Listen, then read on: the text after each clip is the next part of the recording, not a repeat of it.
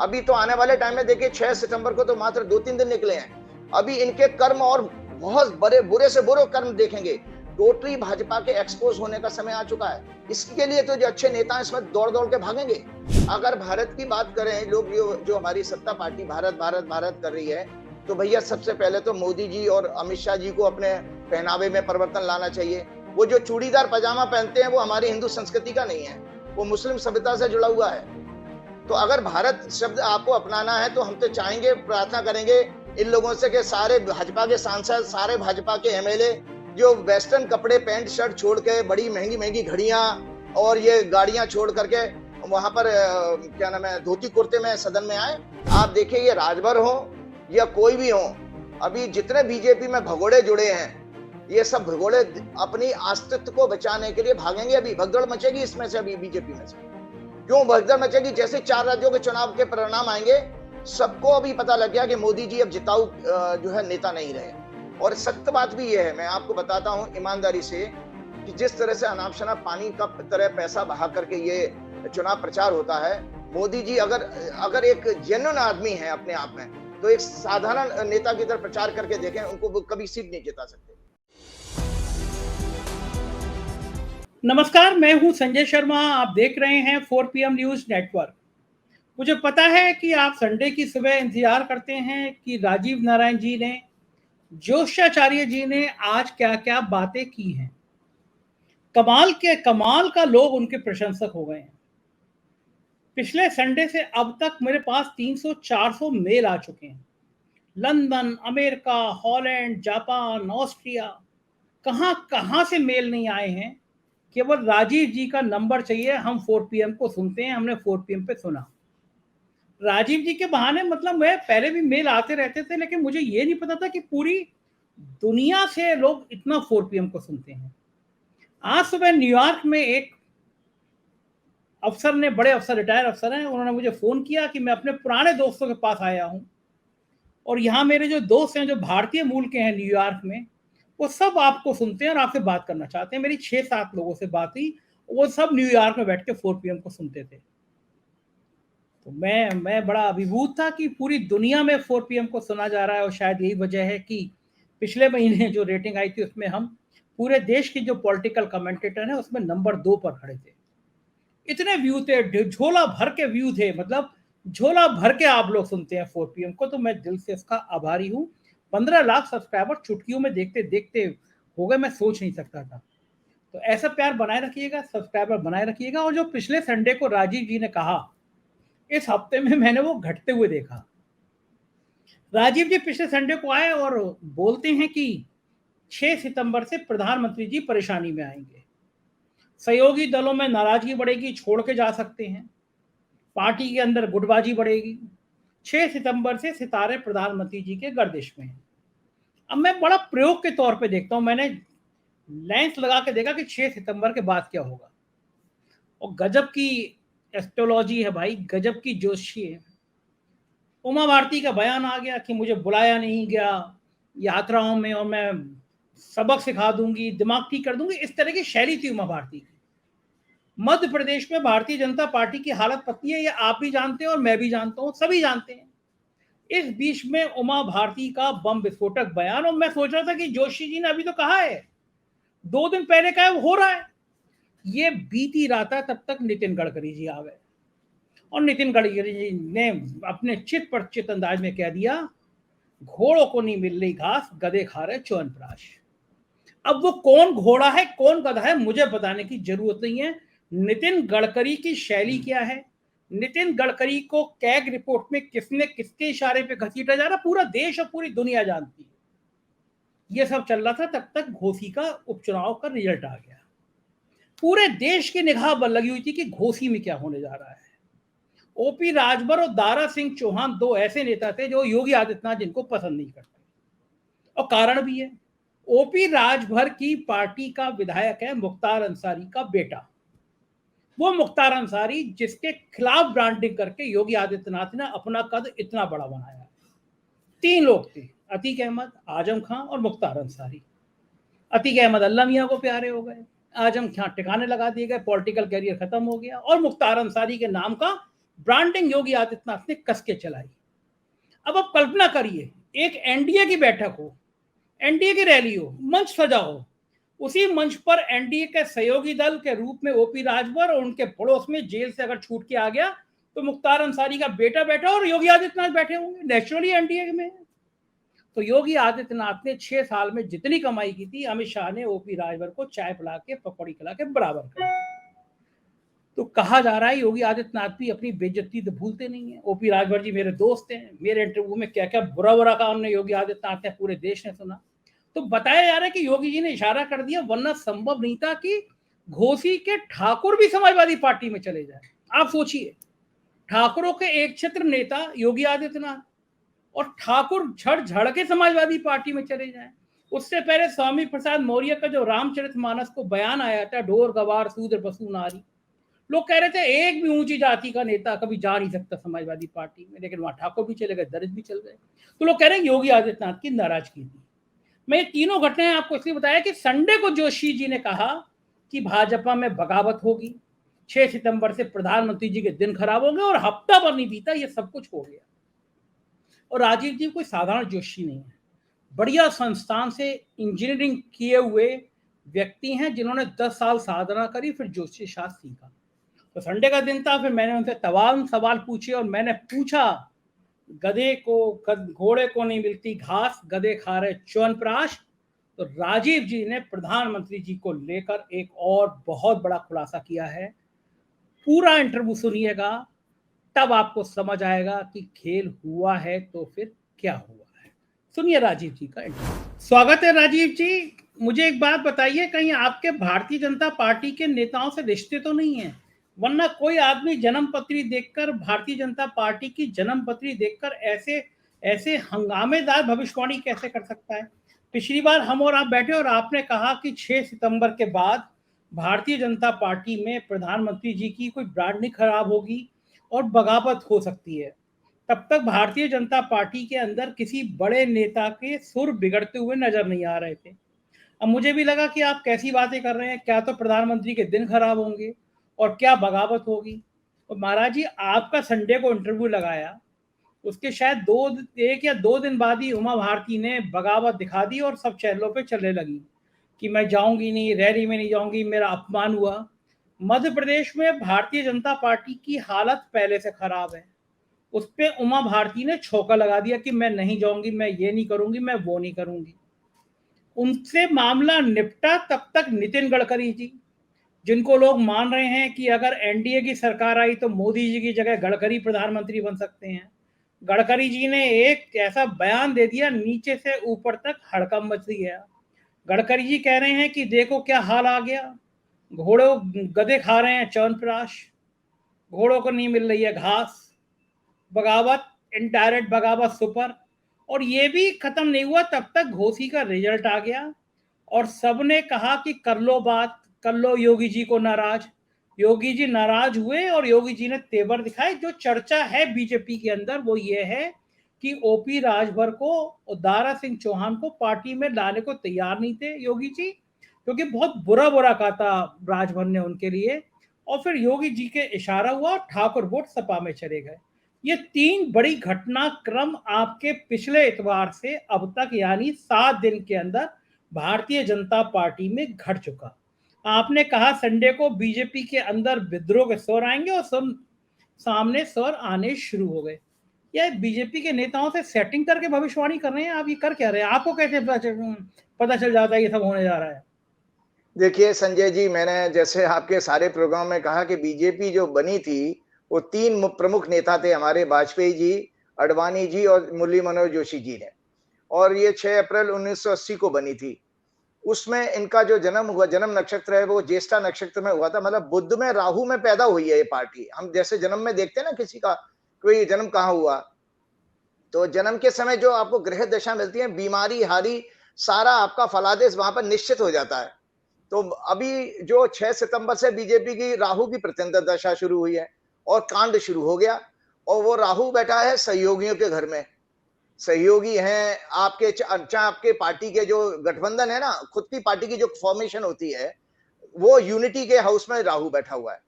तो वहां अब Rahu is a planet of phobia, जो जितना फोबिया है और जितना भी छल कपट है वो राहु से आता है। तो आप ये देखिए कि भाजपा के अंदर फिर एक नई बात आपके दर्शकों को बताने जा रहा हूं। भाजपा के अंदर चाहे वो सांसद का टिकट पाने वाले लोग हों, चाहे वो एमएलए हों और बड़े नेता हों, उनके अंदर अब ये भय सताने लगेगा। ये 6 सितंबर से काल शुरू हो चुका है। ये भय सताने लगेगा कि हमारी तो राजनीति खत्म, हमारी राजनीति क्रम, ये डर जो है आपका अंदर का, वो एक उस रूप में निकल के आएगा, विद्रोह के रूप में। डर के कारण विद्रोह हो रहा है, क्योंकि उनकी उनकी जो सारी 40-50 साल की राजनीति उनकी खत्म होती नजर आ रही है, क्योंकि भाजपा के लिए इतना कष्टकारी समय है। जैसे कि उदाहरण के तौर पे मैंने आपको दिखाया था कि मोदी जी ने जो सत्ता हासिल की थी जो 30 मई 2019 को, वो 7:06 पे ली थी। वो कुंडली अपने आप में बहुत खराब है। और उस कुंडली में मैं बता देता हूं, क्योंकि हमारे वैदिक ज्योतिष के जानकारों लोगों के लिए मैं बताता हूं, आपका लगन से आपका चरित्र पता लगता है, करेक्टर, और द्वितीय भाव से आपके संस्कार होते हैं, सेकंड हाउस से संस्कार होते हैं। और सूर्य आपकी आत्मा का कारक है, चंद्रमा आपके मन का कारक है। तो भाजपा जो मोदी जी ने सत्ता ली थी, उस सत्ता में एक बड़ा खुलासा करने जा रहा हूं, ये तो बाद में जांच एजेंसियां दाखिल करेंगी कि इस सत्ता में काला धन इस्तेमाल भी किया गया, काला धन कमाया भी गया है, और ये जो है भ्रष्टाचार से लबोलबाब है, ऊपर तक भरी हुई शासन है जो वर्तमान शासन चल रहा है। इसका खुलासा तो आने वाले समय में काल करेगा। और ये भी आपको बता देता हूं, जो इस समय भारत की दशा चल रही है, ये मेरी बात जो लोग ब्यूरोक्रेसी में बैठे हैं वो भी सुन लें, जितने प्रधानमंत्री कार्यालय में आईएएस अफसर बैठे हैं वो भी सुन लें कि ये छठवां घर भारत की कुंडली का, चंद्रमा में शुक्र की दशा चले, छठवां घर है लिटिगेशन का। ये सब के सब कोर्ट कचहरी के चक्कर काटेंगे अगली सरकार में। सारे नेता, सारे ये जो जितने अधिकारी चापलूसी करके इस सरकार का अहंकार बढ़ा रहे हैं, और साथ में मीडिया भी जो अपना चरित्र खराब कर चुका है। क्योंकि मोदी जी ने जो जब सत्ता हासिल की थी, द्वितीय मोदी 2.0 जो सरकार बनी, उसमें मीडिया का हाउस तीसरा घर कहा जाता, वो शनि पीड़ित है पाप ग्रहों से। तो इस छल कपट में जो अभी आप देख रहे हैं, वो अपने आप नहीं हो रहा, ग्रह का योग है। देखिए, ना मोदी जी से मेरी कोई दुश्मनी, ना किसी मीडिया हाउस से मेरी दुश्मनी, लेकिन ये सब ग्रहों के आधार बता रहा हूं कि ये फॉर्मेशन गवर्नमेंट की हुई है, इसमें मीडिया पूरी तरह से लिप्त है इस षड्यंत्र में। देश के लोगों को गुमराह करने में, असत्य का प्रचार करने में, और लोगों को भड़काने में, समाज को भड़काने में, तोड़ने में, नाना प्रकार के अपराधों में ये लिप्त है।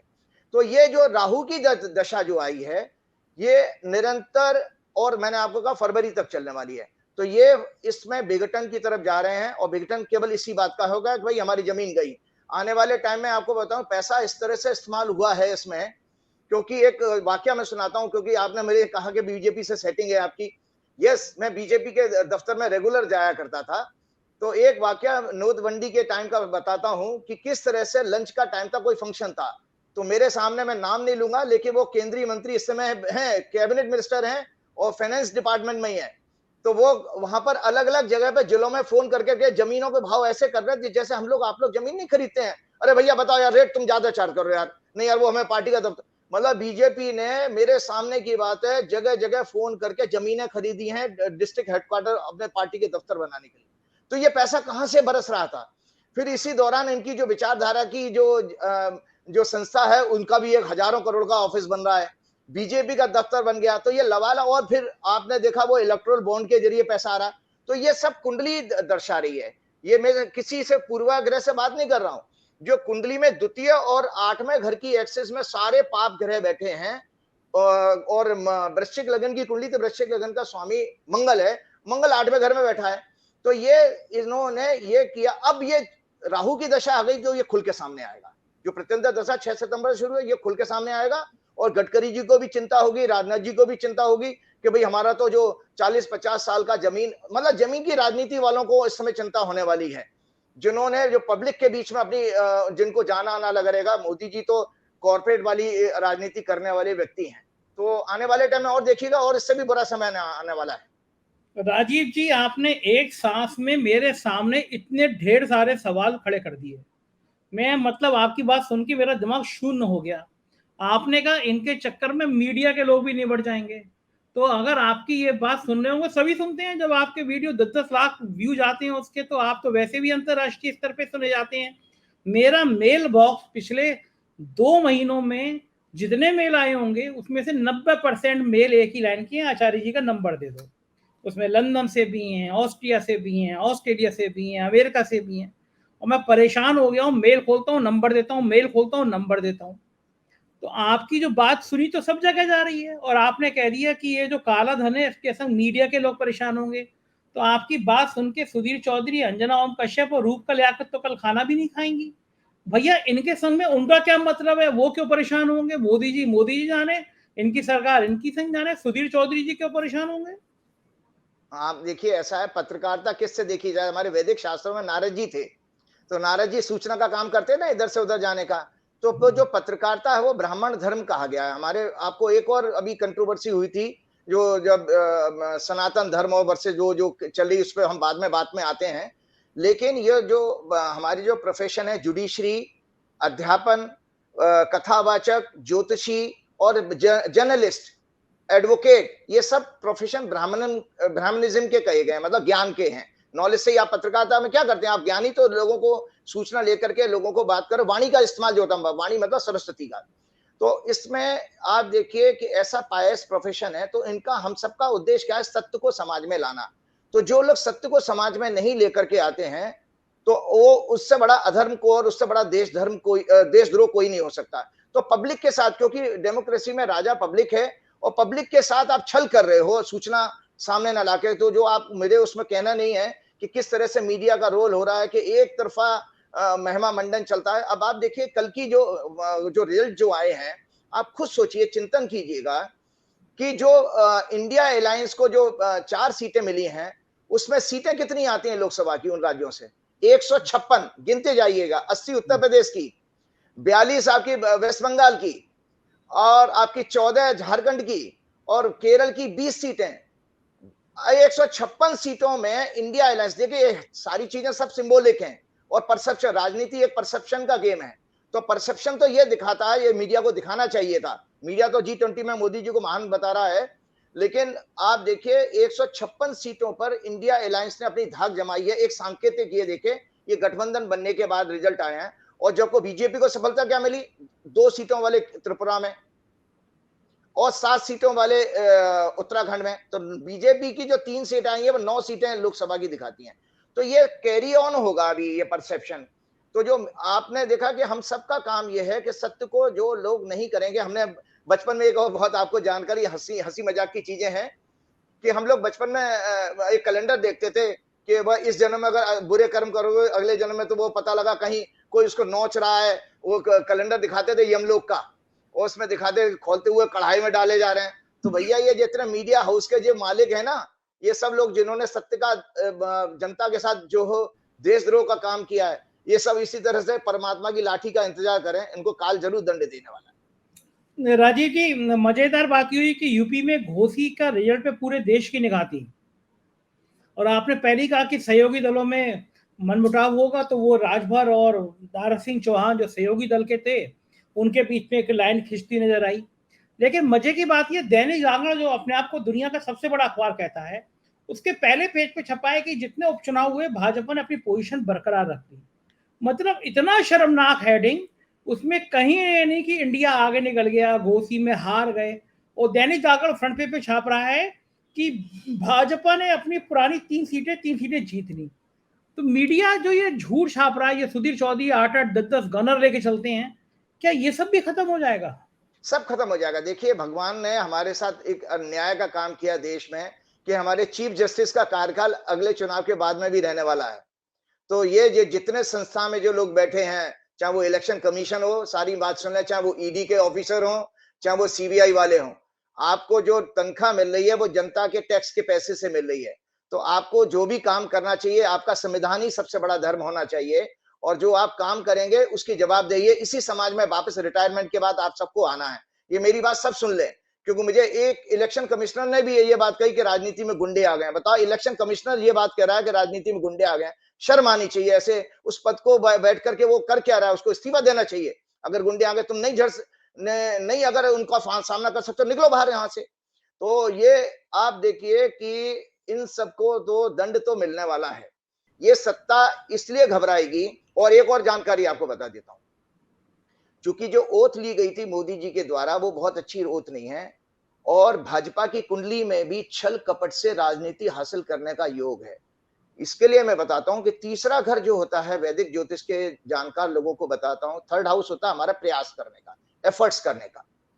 तो इसमें राहु का बैठना, राहु तीसरे घर में ही है बीजेपी की कुंडली में, और इसमें और इसी एक्सेस में इनका लग्नेश जो है बुध भी आता है। इसका अर्थ यह कि बीजेपी साम दाम दंड भेद से, मतलब मैं ये नहीं कहता इलेक्शन को किसी तरह मैनिपुलेट करने के भी सारे प्रयास करेगी, सारे प्रयास करेगी। क्यों? क्योंकि जो भारत की कुंडली में जो दशा चल रही है, इसमें कई सारे नेता जो आज सत्ता में बैठे हैं, अगर ये विपक्ष में जब बैठेंगे तो जेल की हवा खाएंगे और आने वाले टाइम में कोर्ट कचहरी चक्कर काटेंगे, क्योंकि 6 हाउस की दशा चल रही है भारत की, चंद्रमा में शुक्र की।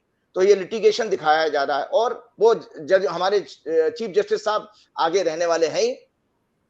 तो लेकिन आप कह रहे हैं कि साम दाम दंड भेद किसी भी तरह से बीजेपी सत्ता हासिल करेगी, तो अगर उन्हें इतनी तरकीब लड़ा दी तो फिर वो सत्ता मिल ही जाएगी उनको? नहीं, देखो ऐसा उसकी बात एक है, ये हमारे हमारे जीवन में हमारे जो भी कुछ हो, हमारी हॉरोस्कोप है, हमारा व्यवहार, हमारा कैरेक्टर बना देती है, लेकिन अल्टीमेटली मूल कहां देखेंगे हम? मूल देखेंगे भारत की कुंडली में। तो भारत की कुंडली में अच्छी बात यह है, एक और जनता में लोगों के बीच, हम लोगों के बीच में बात चलती है, अरे साहब फिर ये दोबारा आ जाएंगे, डिक्टेटर हैं फलाने। भारत में कभी कोई डिक्टेटर ज्यादा लंबे समय तक नहीं रह सकता, क्योंकि भारत में नवम भाव का स्वामी, नौवां घर हमारा कॉन्स्टिट्यूशन का देखा जाता है, और कॉन्स्टिट्यूशनल पोजीशन का देखा जाता है, संविधान का भी नौवां घर ही है।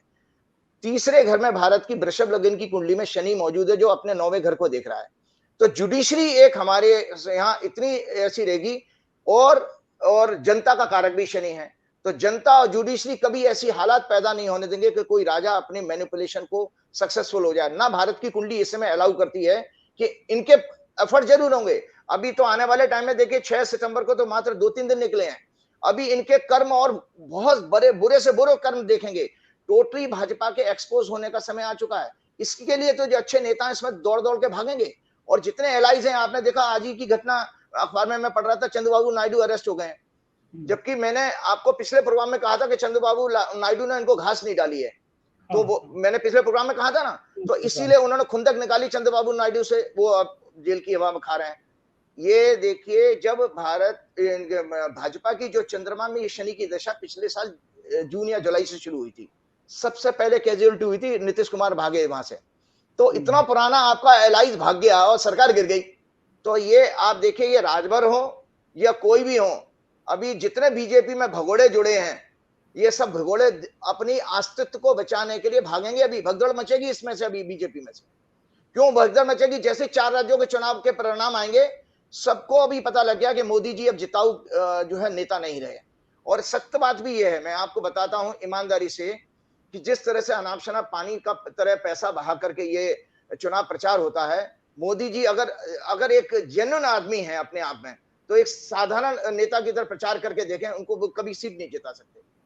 उनका परसेप्शन इतना खराब हो चुका है इस समय देश में। आचार्य जी, ये आपने बड़ी बात करी कि सत्ता जो है वो षड्यंत्र करेगी, सत्ता साजिश करेगी, सत्ता बेईमानी करेगी, और सत्ता हर गलत काम करेगी, लेकिन चंद्रचूड़ साहब बैठे हैं तो वो कोई गलत काम होने नहीं देंगे। यही मैं सही समझ रहा हूं?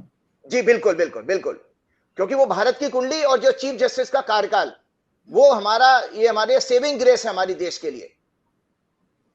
और तीसरा जनता भी एक और बात आता हूं, क्यों? क्योंकि 30 अक्टूबर को बृहस्पति जो है हमारे राहु केतु से मुक्त होने वाले हैं, और बृहस्पति हमारा आपका नहीं, पूरे ब्रह्मांड का विजडम का कारक है, सिग्निफिकेटर है। तो पब्लिक का विजडम वापस आ जाना का मतलब है हम लोग एक रियलाइज करने लगेंगे कि हाँ भाई ये आदमी गलत है। तो ये रियलाइजेशन आना जरूरी है, जो कि अभी हम जब कहते हैं ना अंधभक्त कब बनता है? जब हमारा विजडम खत्म हो जाता है, तब तो हम किसी को ब्लाइंडली फॉलो करते हैं। देखिए एक चीज हो जनता के लोगों को, आप तो बहुत बड़े पत्रकार हैं, शायद हमने वो इतिहास, वो पुराना समय नहीं देखा, जब मुगल आए होंगे तब भी लगभग ऐसे ही लोग थे जिन्होंने मुगलों के आगे चरण वंदना करी। वो ये आपके हिंदू भी थे, हिंदू राजा भी थे, इसके कारण मुगल इतने बरस शासन कर गए। जब उसके बाद अंग्रेज आए तो अंग्रेजों के टाइम में भी ऐसे ही ब्यूरोक्रेसी रही होगी, ऐसे ही वो पत्रकारिता रही होगी। तो इसी तरह का काल अपने आप से दिखाता है कि किस तरह के लोग जो एक आदमी का महिमा मंडन करके उसको हीरो बना देते हैं, तो इनके कारण ही हम इतने वर्षों तक गुलाम रहे हैं। लेकिन अच्छी बात यह है, चूंकि हमारे दो ज्योतिषियों ने जो भारत की कुंडली की जो कैलकुलेशन की थी 15 अगस्त 1947 को, वो बड़ी अपने आप में की थी। वो एक स्थिर लगन है, वृषभ लगन। तो आप याद रखिएगा, पाकिस्तान हमसे आधे घंटे पहले जो है आजाद हुआ था, और वृषभ लगन की कुंडली स्थिर लगन 2, 5, 8, 11 ये 4 राशियां स्थिर लगन होती हैं। तो हमारे जोशी ने कॉमन सेंस, अपना इंटेलिजेंस लगाया कि लगन तो कम से कम स्थिर ले लो। तो भारत का अभी तक खंडन नहीं हो पाया, विखंडन नहीं हुआ भारत का, जबकि पाकिस्तान के 2 टुकड़े हो चुके हैं, वो सिर्फ स्थिर लगन के कारण। तो एक तो यह है कि भारत देश हमारा बचेगा, और भारत में संवैधानिक संस्थाएं और जुडिशरी अपना और जनता, ये 3 मिलकर के किसी भी अहंकारी राजा को लंबे समय तक नहीं रहने देंगे। 1975 में भी आपने देखा था, जरा सा इंदिरा गांधी के अंदर अहंकार आया, पटक दिया, और इस समय भी जो आया, ये भी अब इनको बाहर का रास्ता दिखाया जा रहा है, वो आप देखते जाएंगे आने वाले समय में।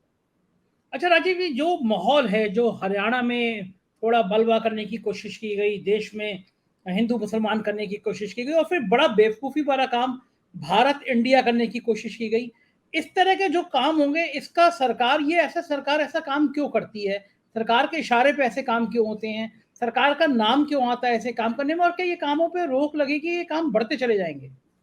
हाँ, देखो, आपने कहा, हमने कहा व्यक्तिगत कुंडली में भाजपा की कुंडली का एक आधार बना के हम लोग, मैं, आप, कोई भी दर्शक आपका देश का अपनी कुंडली की भी विवेचना कर सकता है। मैं ज्योतिष सिखा भी रहा हूं आप लोगों को। लगन से जो है बेसिकली करेक्टर आता है। अगर आपके लगन में राहु है तो आपके दिमाग में फितरत घूमेगी उल्टे सीधे काम करने की, खुराफातें घूमेंगी, नेगेटिव माइंडसेट हो जाए। और चंद्रमा भी अगर आपका पीड़ित है तो माइंड में भी वो नेगेटिव थिंकिंग आएगी। तो ये जो नेगेटिव थिंकिंग आ रही है बिकॉज ऑफ राहु, जैसे ही आपने देखा कि 6 सितंबर को राहु की दशा प्रत्यंतर शुरू होती है, पहले से ही चंद्र में शनि की दशा चली रही थी, वो पीड़ित है, इनके बहुत पीड़ित है, वो उसी एक्सेस में है, राहु केतु वाली एक्सेस के। चंद्रमा अलग जरूर है लेकिन शनि पीड़ित है। तो इसमें इन्होंने क्या मुद्दे उठाए? एक तो वो सनातन धर्म वर्सेस वो कर दिया। अगर किसी व्यक्ति को कोई ज्ञान नहीं है, दक्षिण भारत के किसी नेता ने कहा सनातन धर्म के बारे में, तो वो उसको हमें इग्नोर कर देना चाहिए, इश्यू बनाने की जरूरत नहीं है। हो सकता है सबको ज्ञान नहीं है, भाई किसी को इग्नोरेंस की वजह से नहीं है तो छोड़ दीजिए उसको। पहली बात आपको बता देता हूं कि हिंदू धर्म और इंडिया शब्द ये अपने आप में ही विदेशी है, हिंदू शब्द ही नहीं था भाई। आप तो ये तो सब आपके विद्वान लोग जानते हैं कि सिंधु घाटी के इस तरफ रहने वाले लोग हिंदू कहलाए। तो वो हिंदू इसलिए कहलाए कि अरब लोगों को सा बोलना नहीं आता, तो उनकी वोकैबुलरी में सा नहीं है, हा होता है, तो वो सा को हा प्रोनाउंस करने लगे, इसलिए वो हिंदू शब्द बन गया। इसी तरह इंडिया शब्द जब आया कि इंडिया जो है इंडस घाटी कहलाती है ये, तो इंडस घाटी के लोग रहे, अंग्रेजों ने इंडस घाटी से इंडियन कर दिया उसको, तो ये नाम उनके रखे हुए थे। तो उसमें अब भारत जो शब्द आता है, भारत का मैंने पिछले प्रोग्राम में भी कहा था, भारत का संस्कृत का जो मीनिंग है, हिंदी अर्थ है, भावार्थ जो है, भा जमा रथ, रथ आरेती रथ, रथ का मतलब है लगे रहना, और भा मतलब ज्ञान, जो ज्ञान जिसका मूल आत्मा में है। भारत का मतलब है जिसके मूल आत्मा ज्ञान है। तो इसीलिए तो हमारे वेद हमारे यहां से ही उत्पत्ति हुई। तो वेद, उपनिषद, गीता, रामायण, महाभारत, योग वशिष्ठ जैसे आध्यात्मिक ग्रंथ, ये बेसिकली भारत की आत्मा है। अगर भारत की बात करें, लोग जो हमारी सत्ता पार्टी भारत भारत भारत कर रही है, तो भैया सबसे पहले तो मोदी जी और अमित शाह जी को अपने पहनावे में परिवर्तन लाना चाहिए। वो जो चूड़ीदार पजामा पहनते हैं वो हमारी हिंदू संस्कृति का नहीं है, वो मुस्लिम सभ्यता से जुड़ा हुआ है। तो अगर भारत शब्द आपको अपनाना है तो हम तो चाहेंगे, प्रार्थना करेंगे इन लोगों से कि सारे भाजपा के सांसद, सारे भाजपा के एमएलए जो वेस्टर्न कपड़े, पैंट शर्ट छोड़ के, बड़ी महंगी महंगी घड़ियां और ये गाड़ियां छोड़ करके वहां पर क्या नाम है, धोती कुर्ते में सदन में आए, तो भारत स्वर्च हो जाएगा। इसके अलावा आप आईआईटी और आईआईएम को बंद कर दो और गुरुकुल खोलो, क्योंकि भारत की मूल संस्कृति तो यही रहती है, गुरुकुल में पढ़ाई होती थी, संस्कृत हमारी मातृभाषा हो जाएगी। फिर हम आराम से कह सकेंगे कि भाई हम तो पूरी तरह से भारतवर्षी हो गए। आप करके देखिए ना, फिर विदेशी चीजें आप खाना छोड़ दो बिल्कुल। आपके यहाँ जहां उत्पाद होता है, आप अमेरिका को मना कर दो, भैया हमें ड्रोन फ्रोन कुछ नहीं चाहिए, हम तो अपने आप ही कुड़न खटोला उड़ा लेंगे, हम पतंग से ही कर लेंगे काम अपना, करें अपने काम। सीधी सी बात है। आप जोशी के साथ इंजीनियर भी है ना, असल में पढ़ाई लिखाई इंजीनियरिंग की है आपने, तो आपका ज्योतिष भी और वैज्ञानिकता आपके अंदर भरी हुई है, तो आप इसका कॉकटेल बना के रख दे रहे हैं। एक जनता का विषय फिर से मैं लेना चाहता हूं। इतने सारे कॉल आए संजय जी, मैं आपका बहुत बहुत शुक्रगुजार हूं, बहुत धन्यवाद देता हूं हृदय से कि आपने मुझे दुनिया के बहुत हर कोने से जोड़ दिया। उस हर कोने से जुड़े हुए लोग जब मेरे पास अपनी अपनी परेशानी लेके आते हैं तो मैं भी दुखी तो होता हूं, लेकिन साथ में अपनी एक बहुत जिम्मेदारी महसूस करता हूं कि मैं लोगों के काम आ रहा हूं, लोगों को मार्गदर्शन कर पा रहा हूं। और चाहे वो कैसे ही विषय हो, चाहे शिक्षा से संबंधित है। कल एक बड़ा मेडिकल इमरजेंसी का केस किसी बच्चे का आया था महाराष्ट्र से। उस आपको बताता हूँ, ये बहुत अच्छा एग्जाम्पल है आपके दर्शकों के लिए। वो बच्चे का ये मेंटली विकास नहीं हो पाया था, मानसिक विकास नहीं हो पा रहा था। 2008 का जन्म है उस बच्चे का, और वो बच्चा पढ़ने लिखे में छोटे बालक की तरह से बिहेव कर रहा है। जब मैंने उसकी हॉरोस्कोप देखी, मैंने कहा इसको तो गाने का शौक होना चाहिए। तो उसके पिता ने कंफर्म किया कि उसको सिंगिंग का शौक है।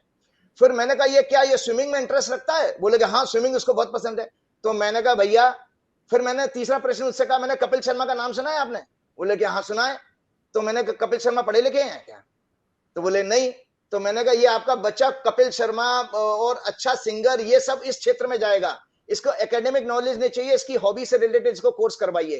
तो देखिए कितनी अच्छी बात उसको उनके पिता को मिल गई। कहां वो ढूंढ रहे थे कि मेरा बच्चा शायद एमबीए नहीं बन पाएगा, आईआईटी का इंजीनियर नहीं बन पाएगा।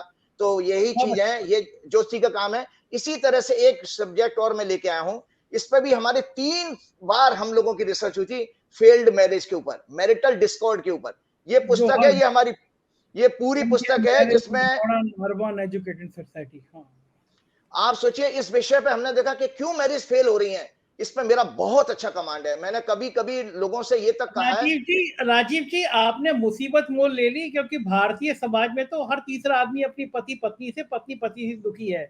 अब लाइन लग जाएगी आपको कि मैं पति को कैसे सुधारूं, मैं अपनी पत्नी को कैसे सुधारूं। तो बस एक एक मूल मंत्र दे देता हूं उसका। देखिए वैदिक ज्योतिष के अनुसार 7th हाउस से विवाह देखा जाता है, स्पाउस आपका। तो 7th हाउस जो है हमारा पार्टनर का भी होता है। जब हम बिजनेस अगर पार्टनरशिप देखें, किसी को पार्टनरशिप करनी है बिजनेस, तो 7th हाउस देखना चाहिए। और 7th हाउस हमारा कॉन्ट्रैक्ट का भी होता है, कंप्रोमाइज का होता है। तो इसका मूल अर्थ यह है कि विवाह अपने आप में एक कंप्रोमाइज है। थोड़ा आप झुकिए, थोड़ा हम झुकेंगे तो जीवन की गाड़ी चल पड़ेगी।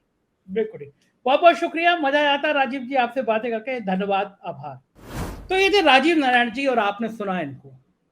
अब आप सोचिए कि जो इन्होंने कहा है, काले धन को लेकर कहा है, जो भविष्यवाणी करी है, जो कहा है इस सरकार का काला धन एक्सपोज होगा, चंद्रचूड़ साहब इनकी साजिशों को बेनकाब करेंगे, ये बहुत बहुत बड़ी घोषणा है। देखना है कि बाकी घोषणाओं की तरह ये सही होती है नहीं। आप देखते रहिए 4PM न्यूज नेटवर्क, यही चैनल है जो गोदी मीडिया ना था, ना है, ना होगा। ऐसी प्यार बनाए रखिएगा, दुनिया भर से ऐसी संदेश बनाए रखिएगा। अपने कमेंट, अपनी राय जरूर बताइएगा। शुक्रिया, थैंक यू।